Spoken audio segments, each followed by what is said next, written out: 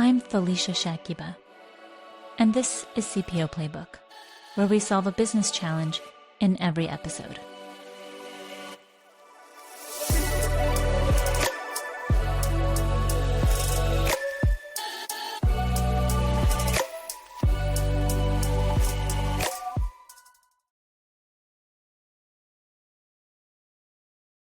So she's I'm she's so like this. sorry. She's like, I don't know that you can present like this to publicists with all these like pineapples on the bed and whatnot. She's like, you know what that means, right? I was like, I didn't pick it. It was just like it's just what the listing is on Airbnb. I didn't see it before he found it. It just is what it is. And she's like, maybe she's like, just like angle the screen a little bit so your head's like blocking one of the pineapples, maybe possibly. And I was like, I'm like blushing. I'm like so embarrassed. Oh, I'm really sorry to hear that that's happening for you. I appreciate that. Yeah, it's like, my wife told me like 2 years ago if I started the company, we would get divorced. And I said, okay, well, I'm starting the company. So, 6 months ago, she asked for divorce and we're walking the path. So I appreciate that. Well, I hope that there's some light at the end of the tunnel for you both, Yeah, I'm sure. it's rough now, but I think, once we get through the other side, it'll be best for our kids and, best for both of us because, she wants to walk her own path and I want to continue to walk this path. So, hopefully it'll work out. Yeah.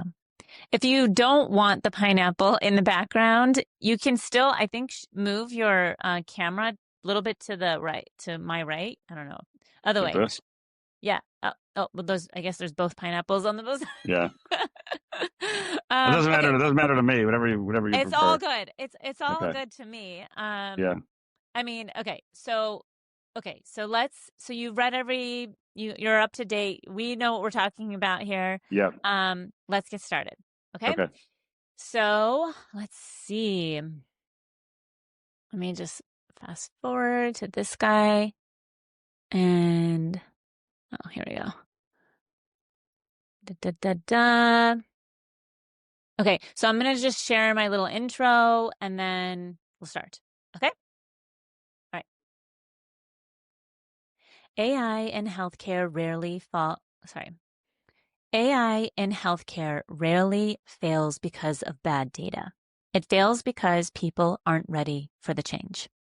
Fear, burnout, and loss of identity often hit harder than the technology itself. And leaders too often stay silent when their teams need clarity.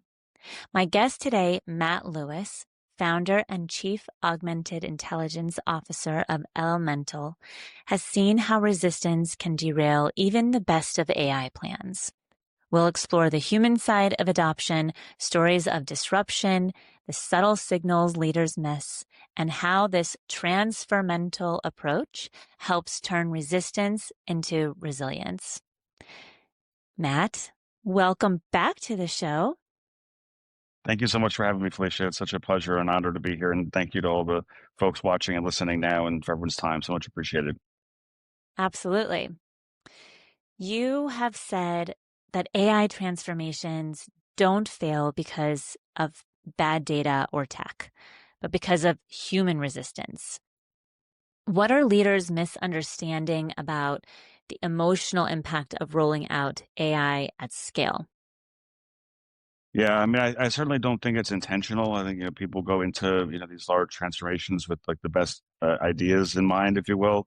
But it's significantly more complex than it was when I started in artificial intelligence 18 years ago. Back then, you had a very discrete problem. You could potentially surface or amass the data necessary to solve the problem, test it, work in a sandbox, productionize, and roll it out over a long period of time. And sometimes it actually, solves the problem you were trying to work against. I built my first machine learning model and with the team working in Parkinson's disease almost 20 years ago, and it would take almost 2 years to build the solution that we were trying to solve against. But it was a very kind of like slow paced, measured, considerate implementation. You had a lot of time to pressure test and have guardrails and benchmarks and considerations along the way. Now the pace is significantly more rapid. The expectations are much higher, and people have these kind of like unrealistic expectations about what's going to happen in a very constrained period of time. And then on top of that, I think there's a lot of hype There are people kind of coming into the space that are expecting the world and also not really setting up the implementation for success. At the time of full transformation. They might be thinking about like what's going to happen when the training is complete, or what's going to happen when some of the staff begin using a particular platform or software, but they're not really thinking like what is going to happen to 70% of my staff in 2028 or 2033 when the whole organization is literally augmented by AI. And that's like a reckoning, if you will. And that type of reckoning requires a revolution in thinking that a lot of people are either not interested in having, or they have way too late. And as a result, it causes significant trauma for the organization and unfortunately, for the people in those organizations. Yeah, it's a real problem. It's like a real thing that people are starting to think about or have been thinking about. And you've witnessed people go through something close to trauma, like you said, when their jobs are automated. Can you take us inside a real story? What does that emotional fallout look like inside an enterprise when AI displaces or rewrites someone's role?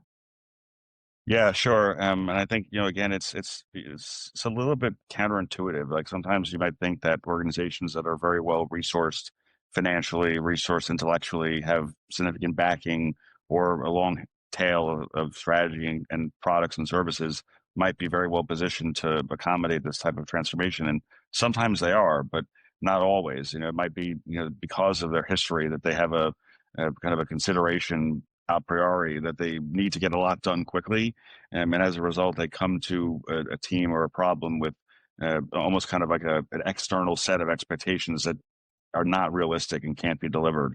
We worked with a team just very much like this, where based upon their own internal considerations, they had some cost reductions, some revenue shortfalls, and some expectations to kind of close the gap. They were leading on the development of a generative AI solution across a clinical research and medical team. And before the team really even had the chance to do proper user experience and talk to people on the end, the front lines, kind of using the platform and the rest, they had these like external expectations that needed to be delivered against that were wholly unreasonable. There was like nothing on heaven and earth that could be moved to accommodate them. Nothing could make them possible. It was not realistic from the beginning. But they were coming from the CEO of the company, and this is a major life sciences company that everyone recognizes. It's in the Wall Street Journal and publicly traded, and everyone knows the company. And they were setting forth these expectations that no matter what they did, they couldn't be delivered against. So right from the beginning, you had financial targets and headcount targets and vendor targets and procurement targets that no matter what people did, working 16, 18-hour days, they could not meet them. And also, straight line reporting to the C-suite that it was just right from the beginning kind of set up for failure.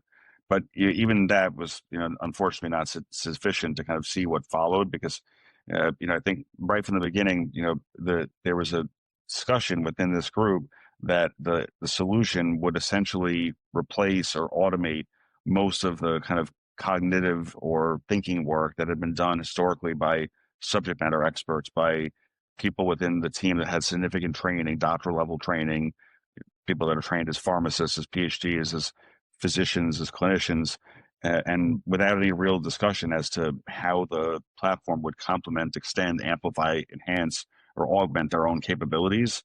So you have on one side, the corporate side saying you have to deliver these massive cuts and gains, if you will. And then the other side kind of almost telling people that if they do it successfully, all their core job will go away.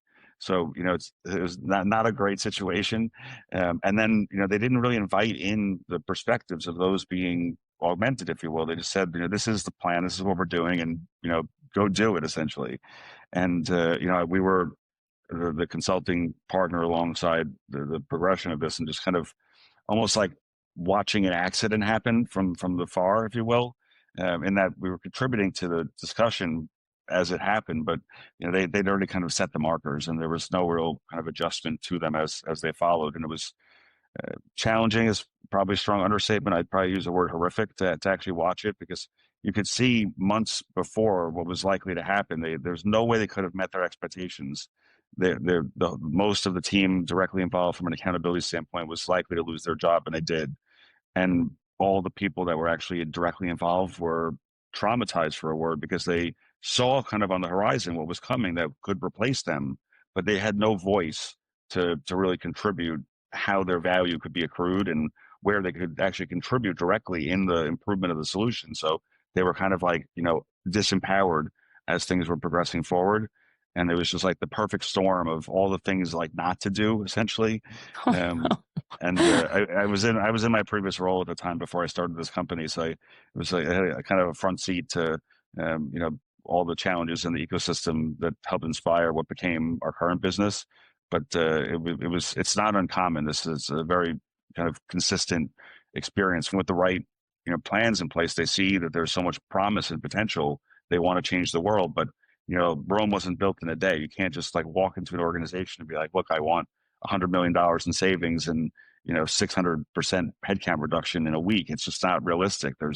You have to think about things in a kind of crawl, walk, run consideration with the human side of things marching alongside. Otherwise, all you can expect is trauma and kind of the types of challenges that this team experienced. We'll be right back. Hi, I'm Stephen Rothberg. And I'm Jeanette Leeds. And together, we're the co-hosts of the High Volume Hiring Podcast. Are you involved in hiring dozens or even hundreds of employees a year? If so, you know that the typical sourcing tools, tactics, and strategies, they just don't scale. Yeah. Our bi-weekly podcast features news, tips, case studies, and interviews with the world's leading experts about the good, the bad, and the ugly when it comes to high volume hiring. Make sure to subscribe today. Back to the show. Unfortunately, I've been part of many layoffs on the side of letting people go. And it's honestly the worst feeling on our end as well. It's worse, right? When you're losing your job, it's absolutely one of the most terrible feelings. But resistance, like it doesn't always look like protest. What are the subtle behaviors that really signal someone is emotionally destabilized by AI adoption? Yeah, I mean, this is really truly a critical concern in the space. And I think, this is one of the areas where the academic literature in the space called human factors interaction for AI has really gotten ahead of the corporate space. It really details significantly what humans do in situations where their identity is threatened. And unfortunately, people have manufactured all sorts of ways, I guess you could say, tactics to protect their identities and protect their sense of selves when they're under threat. The literature is replete with examples of things people do, and they're protective things. They make sense at an individual level, at N of one unit analysis level, like why someone would do these things, but they're truly awful for the organization. And I've seen them all happen. And as a leader of the business, they're really truly challenging to watch. You empathize with the person, but at the grand scale, when you have to go to the board, go to the ELT, go to the C-suite, and kind of report on what's happening, it's almost like describing like a movie to someone. Like they know they're watching the movie, but it seems too implausible to really describe. And I'll give you some examples. Like there's a phenomenon that's largely referred to as like knowledge sabotage, where like people will essentially say one thing to the people around them about the value of like an artificial or augmented intelligence platform being delivered.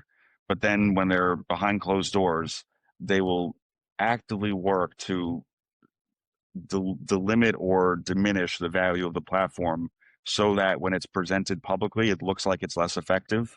Like they'll like in this case, with the one I'm referencing in life sciences, it was around information that had come from clinical research studies that was going to eventually be published. So when it was in the data science environment in like a closed sandbox, it worked perfectly. But when it went out into the world, into the wild with medical writers and with scientists and patients and all the rest in the real environment, it required people to actually give of themselves, their experience and expertise. And if they had trust in the process, trust in the system, trust in their own futures, they probably could have contributed fairly and equitably and done so in a way that had their interest at heart. But very few people actually did that. They would, show up at these meetings, and I was on a number of these calls telling the leadership team, telling the third party management consulting firm that was facilitating this. Everything was rosy and wonderful and great. And then literally they would be doing this. And then behind closed doors, they would, find every possible way to pull down the platform and literally find ways to make it not work, like putting fake data into the platform, finding ways to make it dysfunctional, and then submitting those examples or versions of it so that it wouldn't work and slow down the timelines. Like almost like, if you're like building a highway, they like during the daylight, it'd be looking like they're putting cement on the road. But the second night came in, they'd be like tearing up the road and like throwing hand grenades in front of everyone when no one's looking.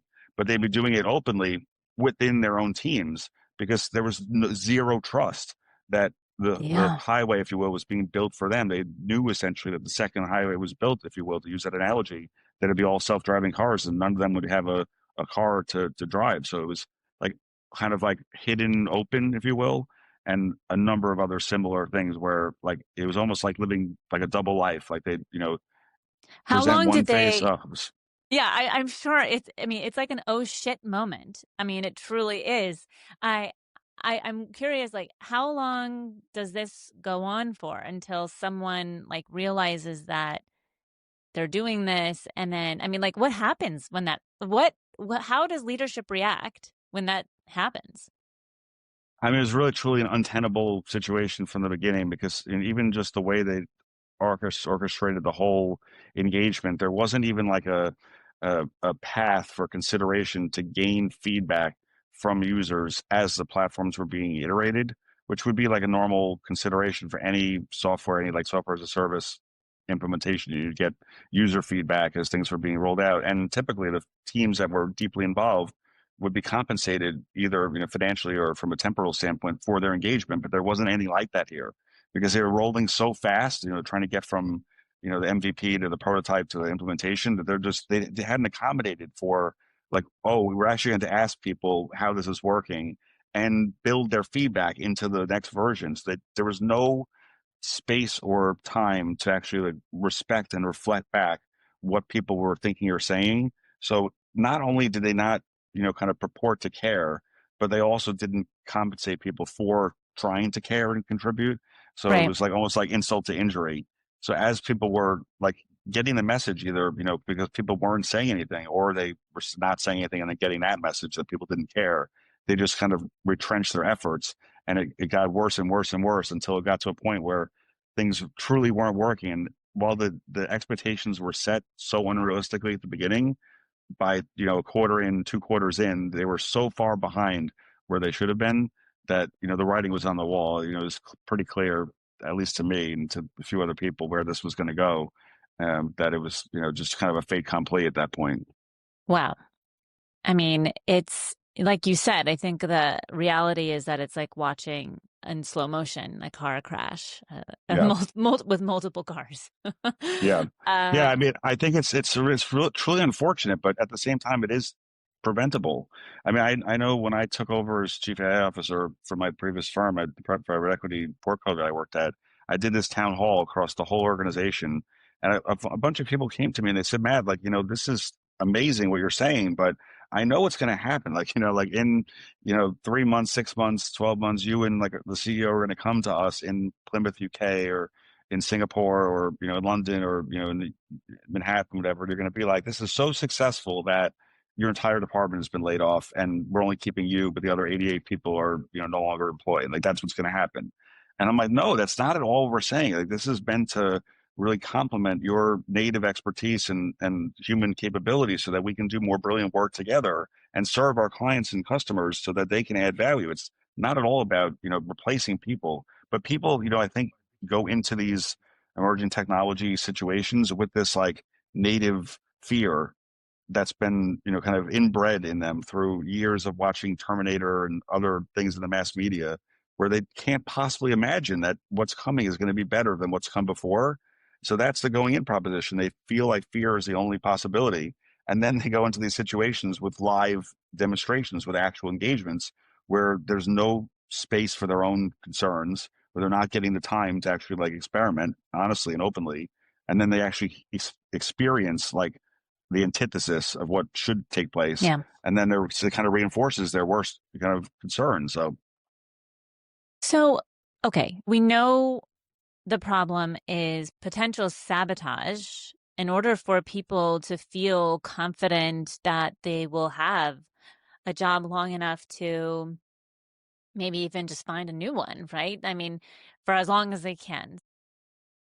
Often, no one really explains what happens after implementation. What should leaders be saying and when to really guide people through this uncertain landscape?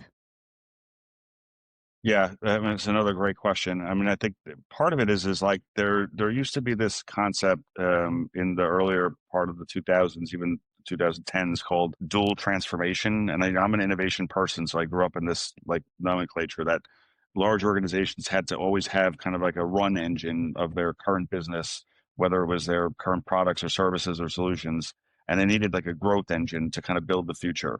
And like the growth engine was all the like fun, sexy things that you needed to build that would serve future customers. And it was like, 8% of the business. And then the run teams would like continue to operate on the things that we're actually selling today.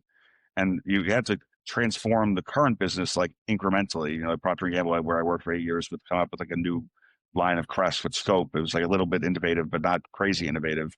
And then there'd be like a completely brand new innovation that would change the world, right? I think it's kind of similar actually in AI. There's a dual transformation, but it's a different type of transformation. There's the transformation that is being levered for staff, customers, and clients. And then there's like the internal transformation itself, and the organization itself is transforming. It's not like just something that is done to people, but it's also done with people and also done for the organization itself. And it's a little scary in that respect because you can't just like say to your staff or say to your clients or say to your customers or your board, we're going to do X, and then by 2028, this is going to happen to those folks. And you can do that. But you also at the same time have to recognize that your own ways of working and the company itself is going to, for lack of a better word, self-actualize between now and 2029. Folks like Peter Diamandis and others have said that there are only going to be two types of companies at the end of this decade: companies that fully adopt artificial intelligence and companies that go out of business. And it's just that stark. And like you have to really make that decision. Are you going to fully augment with AI now as an internal business? Or are you going to choose to like watch someone else do it and then go out of business for the next 5 to 10 years? And if you choose the first path, you're adopting at the same time that your customers, your internal teams, your clients are telling others how to leverage the technology. So it is really a dual transformation. You're internally transforming and you're externally transforming at the same time. And I think part of what has to be said is that it is a natural skill, I think, actually, of humans, all humans, to change. But that being said, no one like wants to be changed themselves. Like everyone really, once you get past the change curve, is always better for it. But most people, individual people, don't actually like being changed, like going through the actual No, process of transformation. But no, I they think hate it. they hate it, but it's necessary. And I think it takes like a really mature, progressive, responsible leader in place to recognize that this change, this augmented intelligence change, is existential for most people and businesses, and that by 2031, 2, 5, whatever, most businesses that make it through will be much better, effective, enjoyable for the people that are in them, and the people have better lives as a result. And when they come out and say that and are proactive and commit to that, it makes the process not less painful, because it's still, all change is painful, but it makes it like there's a destination, and a destination is a good thing for all involved. Whereas like otherwise it's just like a whole lot of uncertainty, and people are like, they don't know why they're committing to the uncertainty, and they have these fears like robots are going to take their job, or it's going to take away things that they enjoy, they're at risk. And it removes the uncertainty. It says at the end of the uncertainty, there's going to be great value for me and for those that I care about. And it's worth it for me to commit to this process, because when I see the other end, it's going to be great. And there's like, going to be, rainbows and unicorns on the other side. And that's something to look forward to. So I'm in it for the long haul. And I think there are more people like stepping up and saying that now, that this is a desirable goal. And it takes some consideration to get there, if you will.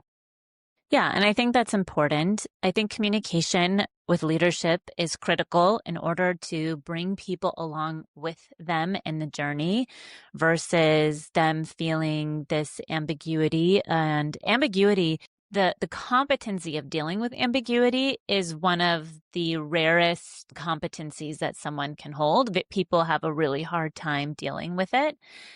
And I think that obviously it plays into more of the unknown rather than just the I don't know if I'm going to still have a job at the end of this transformation, right? Is that a fair That's definitely statement? fair. And I think it's also just that, like, if you're in a large organization, like say a private equity firm with portcos or a publicly traded life sciences firm or a government or an academic university, it's not like, say it's a, 10,000 person organization, 100,000 person organization.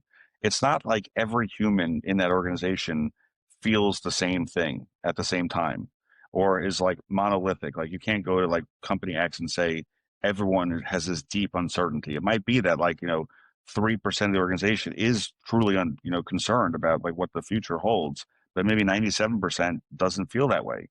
So that earlier example I gave about this life sciences case study, which unfortunately did happen to real people and they were, affected as a result. Some I'm sure are still affected. One of those folks is now an advisor to our company. And I was speaking to him the other day and he made it through the other side, if you will.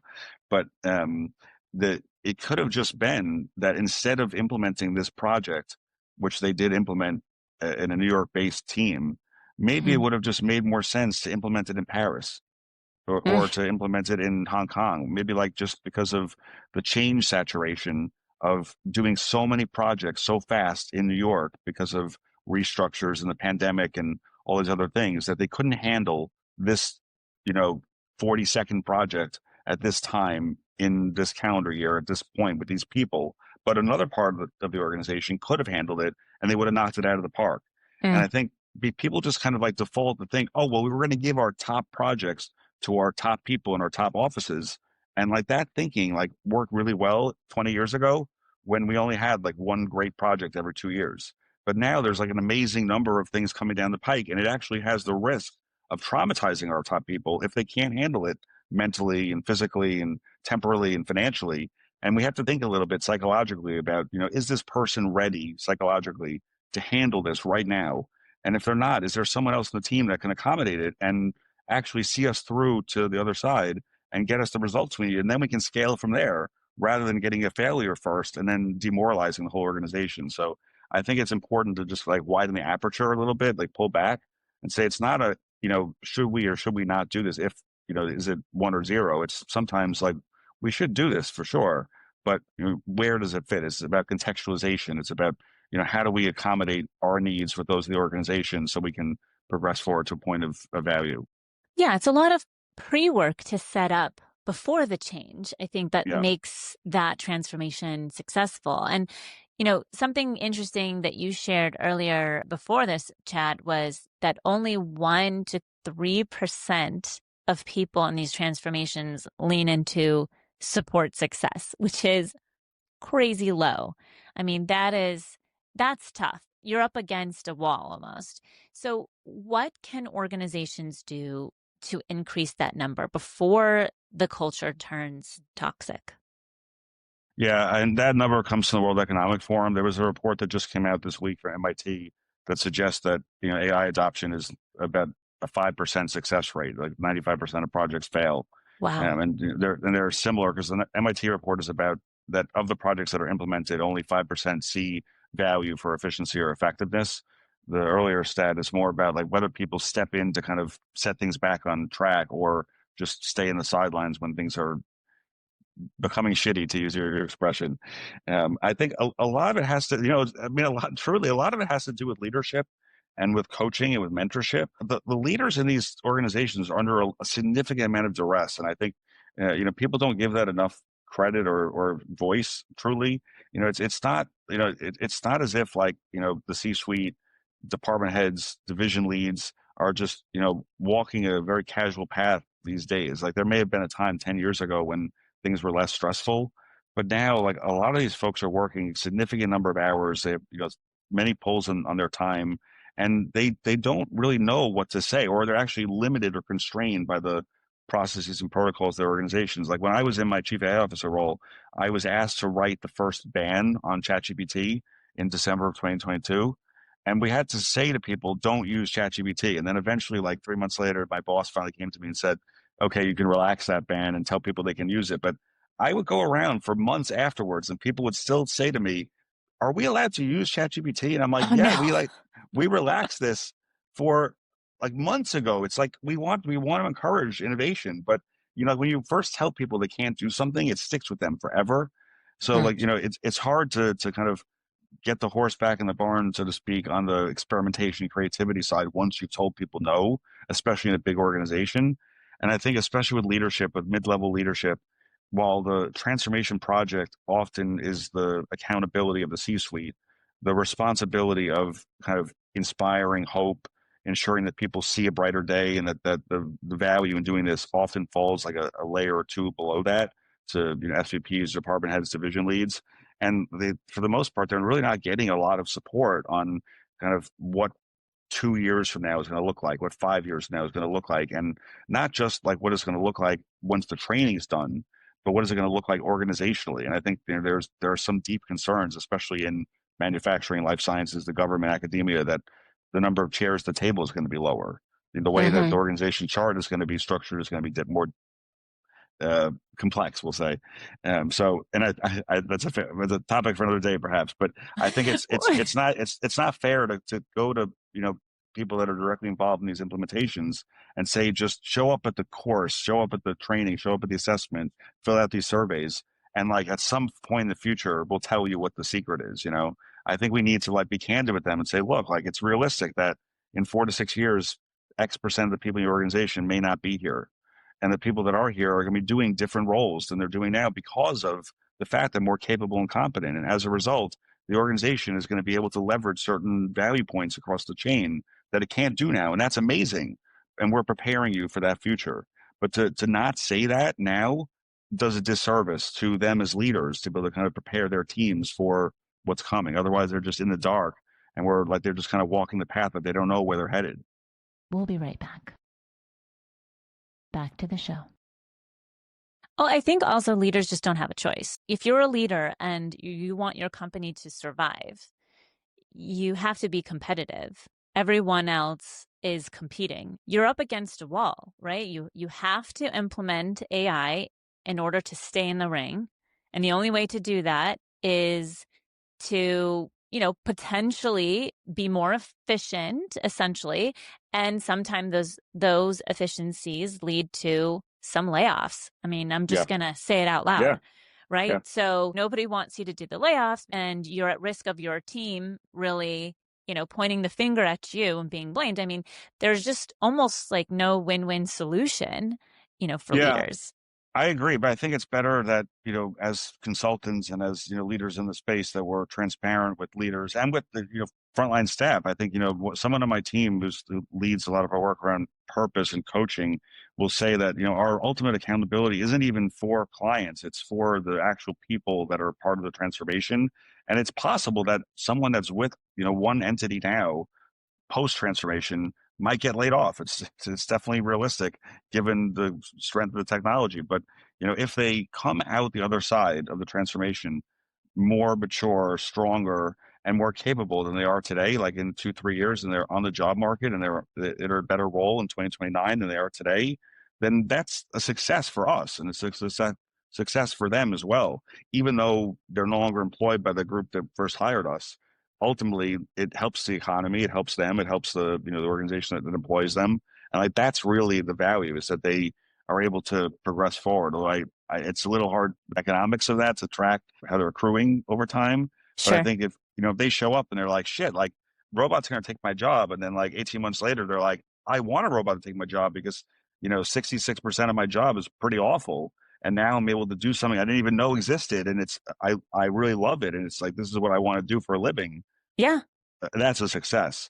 Yeah. But I mean, I wouldn't go tell that to, a major organization we're pitching the work. But I think if that's a happy, accident, a byproduct of, having the organization thrive, then, so be it. Okay. So we have looked at this problem multiple different ways. You have a potential solution, TransferMental. Your firm uses this during AI turnarounds to reduce emotional burnout and resistance. So what does that look like in practice? What are you actually doing with people on the ground? Yeah, so it's not no longer potential. We are live in market. We our website is up, and we're out there, kind of walking the path, so to speak. So our approach is really thinking about, again, like where people are in their journey and how we help them kind of assess and monitor and progress as the transformation progresses. So like one way to think about it is the name TransferMental really means like the outcome or impact of a transformation. So we look at the transformation value chain from end to end. And it might be that, like in a large organization, like there might be a chief transformation officer, chief innovation officer, sometimes the CEO, that has accountability for the transformation, but they don't really have like a program of work that ensures that the transformation itself actually works. And as a result, that's why you see these calamitous figures on transformation, especially in AI, not working really at all. The MIT results are 95% fail. And when they say 95% fail, when I was at my private equity portco, we spent like over $110 million on a transformation. That would be like 106 million wasted of 110 million spent. These are numbers that are actual dollars that are not useful for the organization. Our focus is to really own the end-to-end value chain of transformation related to AI, for organizations, and help make them accountable to see daylight, if you will, on the other side, and to focus really just on like the process of how do people show up when they're faced with existential change, which is really like, they have some subject matter expertise, they have some experience, and they need to become a different version of themselves as a result of AI. And they have, in almost every case, like a number of really strong partners that are doing other things, but there isn't really anyone that's specifically showing up for the leaders of the organization and for the transformation process itself to be effective on the other side. So the first thing we do is we'll go in and assess the degree of self-efficacy or the readiness of teams, for example, that are they even capable of handling this new change today? And it might be that they're not. It could be that a team in Plymouth in the UK, or in Paris, or in Singapore or the Philippines is a better team to do this project today. And if we want to show it as a POC and then scale it across the organization in 26, that's a better first consideration. And then, we'll look at whether or not they have the psychological safety and the comfort to be able to actually have conversations that are critical to their maturation and transformation process. And, a lot of it, Felicia, is not even so much the software. It's like the software is almost becoming commoditized at this point. There are some novel things out there, but a lot of it is a little bit of a kind of mass market. Mm-hmm. If people aren't comfortable telling their own teams whether they think the platforms are eroding their trust in their job, they're sure as heck not going to tell their managers, not going to tell their leadership, they're not going to tell other people. So we've built a platform where people can have private conversations and have psychological safety about their sense of selves. It's not even so much about the platform, but as they use AI more and more, and most people that we work with are doctors, they're scientists, they're experts, they're strategists, they're analysts, they're deeply technical people. They weren't trained in AI, but now they're using it often. And as they use it more and more, they feel less and less like themselves. Like, they're like, who am I now that I'm using AI 30, 50, 80% of the day? Like when I go home and talk to my partner, when I'm with my dog and my kids, like, what do I even do for a living when AI is doing 60% of the things I used to do? Like, these are conversations about their identity, like who they feel as themselves and like how they show up at work, that they're not able to have with anyone else. And they have those with our platform, if you will. And then those are surfaced in workshops and conversations so we can help the teams evolve to a place where they can all collaborate and co-create together, if you will. And then over time, they mature to a place where they can augment their workforce and the work considerations together. So if they start like at a B- on the maturity curve and the well-being curve, hopefully by the time with our engagement they get to an A-, and then they're more receptive to a large-scale transformation. And this, you see the same thing across, that organization's 30,000 people, maybe the top 700 people are in that consideration sleeve, so that over time, over development, the organization up titrates and is able to be more receptive, more competitive, and out compete other firms in the space that are still trying to either do it the old fashioned way and just throwing a piece of software over the fence and hoping people adopt it, Yeah. or not doing anything at all and hoping that this will go away. They can just run back to the cave and in 2031 it'll all be over. But there are people doing both those things. They're at the core of this. It sounds like what you're saying is identity. And you've said AI disruption is about more than job loss. It's about self-worth. Like, how should transformation leaders prepare to support that emotional complexity? I mean, I feel like it's this snowball that is there, but it's like getting bigger. How do we really support the leadership to take that on? Yeah, I mean, the identity component is really core, because really what we're talking about is human transformation. I think like what people get wrong about AI now is that, unlike when I led data and analytics teams from 2008 to 2020, when you're doing like data science projects, like discrete projects that were solving a problem, it's not about like building a piece of technology and getting someone to adopt software. Now it's really getting the human to act and think differently from a mindset standpoint, so that everything they do has transformed. It's really like changing the mindset and the mind, the psychology of the person. But when that happens, it's like if they have been enrolled for 10 years, 15, 25 years, they bring with them a significant amount of lived experience, of professional expertise, of judgment, of other considerations. It's not like they're not a cyborg, they're still human, but they just operate in a different way. So when they do that, the leadership role it becomes more like facilitative, like they're helping their teams navigate through this emergent climate and leverage their lived experience, leverage their subject matter expertise, leverage their judgment, but in a way that is more efficient, so that the things that slow teams down historically, a lot of administrative and other considerations kind of go by the wayside. And some of it is just like spotlighting examples of things that teams care about. Like I have a close colleague who I was a scientist with 25 years ago at what's now AbbVie, and he was one of the first advocates of using generative AI to kind of deprecate traditional HR considerations like 360 reviews and job descriptions and things like that. And he used ChatGPT and Gemini like 2-3 years ago, and he would and he is a senior leader in the life sciences space. He would do these types of considerations. And I said to him, I'm like, when you do a 360 review on your senior team, on your executive directors, do you tell them you're using Gemini? You tell them you're using ChatGPT? He's like, yeah, all the time. He's like, because I want them to know that their time with me is precious, and that when I'm using generative AI to what would have taken 10 hours is only 1 hour, that the 9 hours that I saved by not wasting it in Word and doing God knows what is now time we can be building the future. And he was in neuroscience, neuropsychiatry at a large life sciences firm in Boston.